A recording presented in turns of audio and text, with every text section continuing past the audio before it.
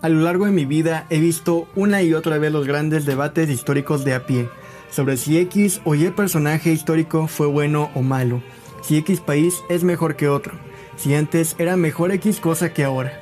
Pero la más constante es la primera, porque siempre se nos ha puesto la historia como un cómic, una novela, un hecho incambiable e inamovible.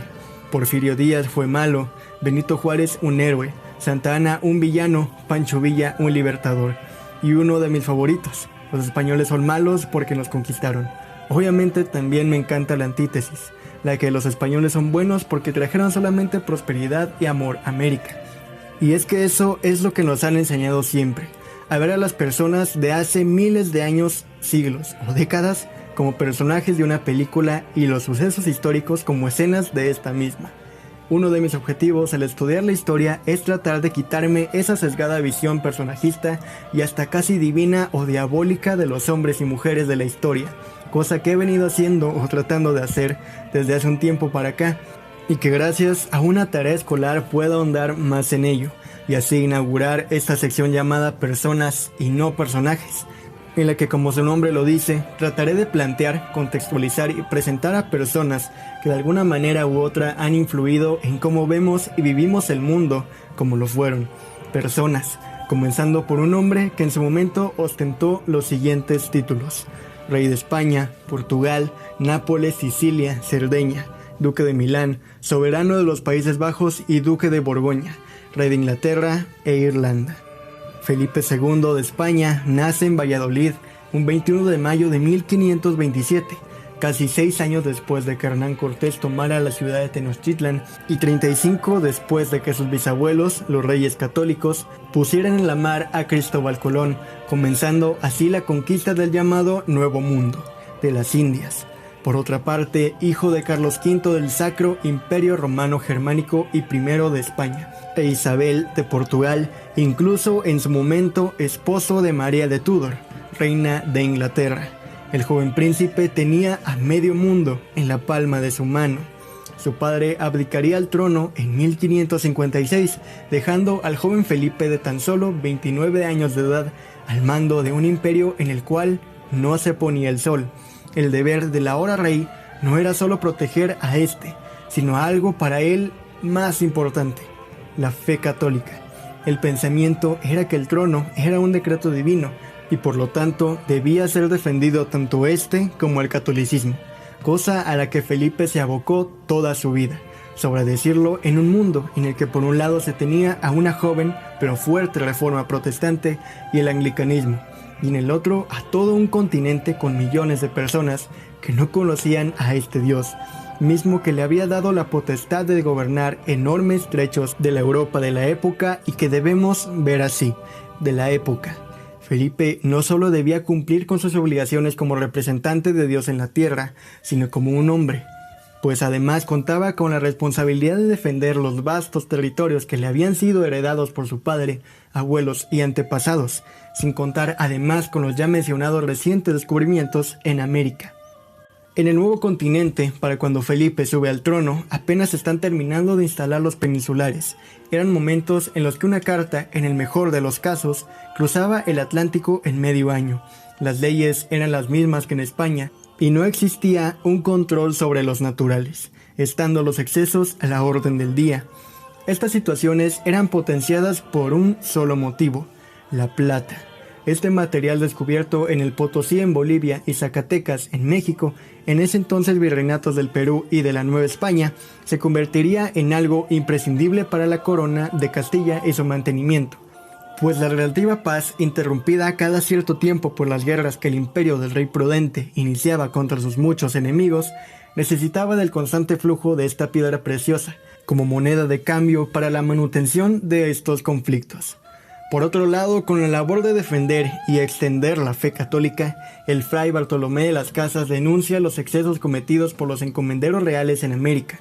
Anteriormente, su padre, Carlos V, había decretado las leyes nuevas como una especie de protección de los intereses de los naturales americanos, pero Felipe de alguna manera se podría decir que redujo el vigor de estas normas, sobreponiendo la extracción del mineral ante la explotación del natural, Esta es una de las causas del comienzo de la conocida como leyenda negra en contra del Imperio Español.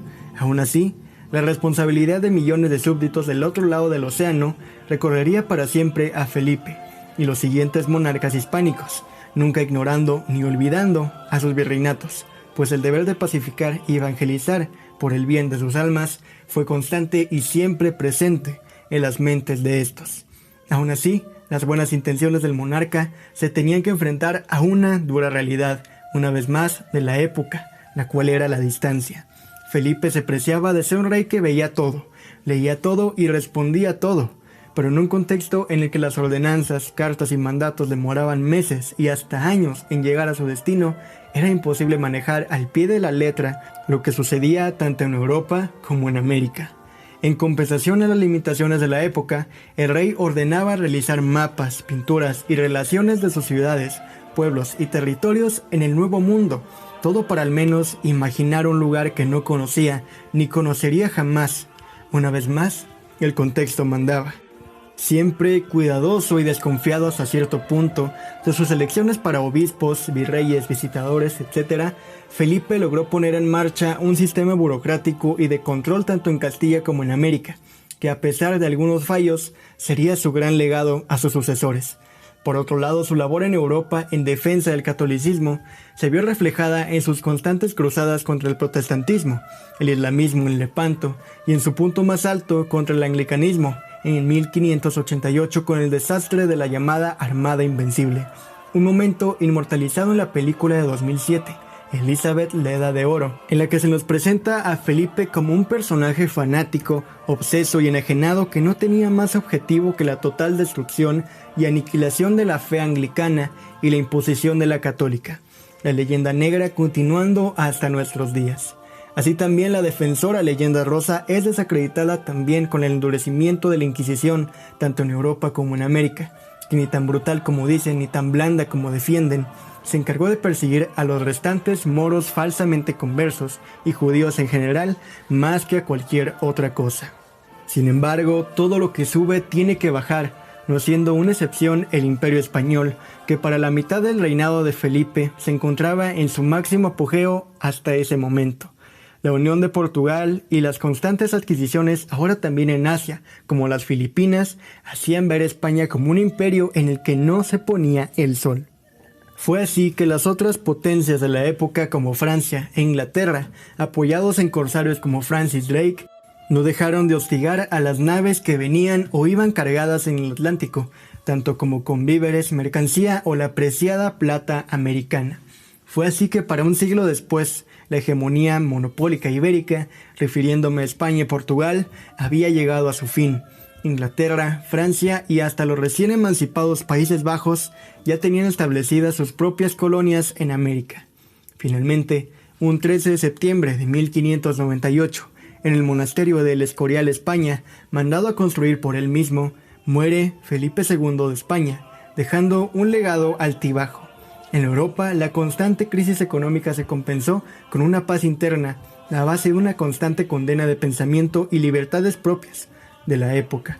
Y por otro lado, en el exterior, con una seguidilla de conflictos religiosos que imperaban en el viejo mundo por esos años. En América, se institucionalizó a las Indias como un verdadero imperio atlántico con vida propia, no sin dejar de lado la autoridad proveniente del otro lado del océano, que aunque jamás visitaría sus dominios, era una figura sobre todo de respeto y poder. Felipe II fue sin lugar a dudas un hombre de su época, apegado a las costumbres, pensamientos y tradiciones de esta misma. De igual manera, no podemos dejar de lado que siempre estuvo atado a las leyes y protocolos de la realeza, siendo no solo un hijo de Carlos I, sino del Renacimiento mismo. Su legado no solo administrativo, sino también cultural y científico, pues como mecenas de muchos artistas y académicos, dejó su legado con su apoyo. Por otro lado, su intención de querer defender a su máximo posible la fe católica lo llevó a situaciones poco favorables que, sobra decir, no son muy alentadoras para su visión histórica. Además, las variaciones del funcionamiento de su sistema de protección a los indios tuvo diversas complicaciones, siendo aplicado en algunos lares y otros no. Pero sobre todo, el rey Felipe II fue una persona de su época, sobre la cual recayó el enorme peso de ser el hombre al mando de los designios de Dios y de un pueblo. Acción titánica que, como en muchos casos más, denota la naturaleza humana limitada y propensa a errores. Vemos también en Felipe II a un hombre entre dos mundos, el nuevo y el viejo. Un hombre sin el cual quizás no podríamos hablar lo mismo que hablamos hoy en día, en este lado del charco o del otro. Porque como dice Sir John Eliot, sin España no se entiende la historia de América, y sin América no se entiende la historia de España. Muchas gracias por haber escuchado esta cápsula que estaré retomando con otras personalidades históricas recurrentemente en esta nueva sección llamada Personas y no Personajes. Me ayudarías mucho siguiéndome o suscribiéndote al podcast dependiendo de dónde me estés escuchando, así como también siguiendo a la cuenta de Instagram que es @hablemospodcast, podcast con doble T, y dándole like en Facebook donde me puedes encontrar como Hablemos de Historia. Yo fui Alex Martínez. Muchas gracias por haberme escuchado. Nos oímos el miércoles en el segundo capítulo de Patria o Muerte. No olvides lavarte las manos, usar cubrebocas, cuidar el planeta y que la fuerza te acompañe siempre.